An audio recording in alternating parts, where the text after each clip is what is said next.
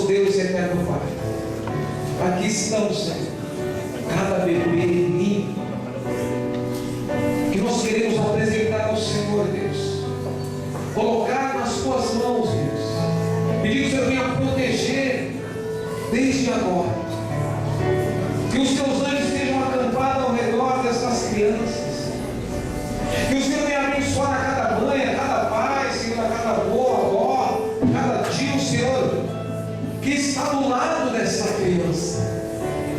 E neste momento, Senhor, as oferendas não impõem as mãos sobre cada criança, Deus, para pedir toda a sorte de bênção, Deus, todo o livramento, porque sabemos que o Senhor aí do alto está contemplando, e eu creio, Senhor, que a sua bênção está sobre essas crianças, aleluia.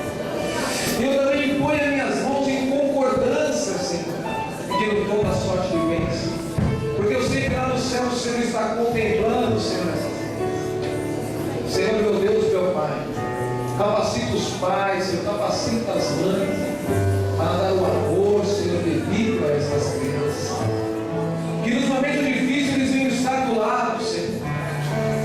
Oh, Pai querido, ensina, Senhor, esta mãe, ensina este pai, porque o Senhor deu um presente a eles, e eu creio, Senhor, que a tua mão poderosa estará sobre essas vidas, e elas vão crescer, Senhor, debaixo da tua proteção, elas vão crescer debaixo da tua proteção, Deus. Em nome de Jesus Cristo, Senhor, nós queremos apresentar essas crianças, apresentar essas mães, Deus.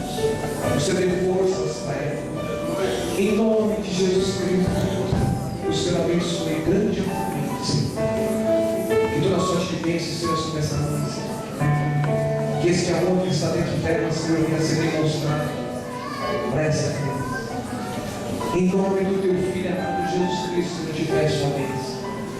Senhor, em nome de Jesus, para que o seu nome venha a ser exaltado e glorificado. E nós, como a igreja do Senhor, somos a testemunha deste ato profético em apresentar a cada criança, impor as mãos sobre ela, sobre a mãe, sobre o pai. Nós te agradecemos, Deus, em nome de Jesus, assim seja, e graças a Deus. Amém?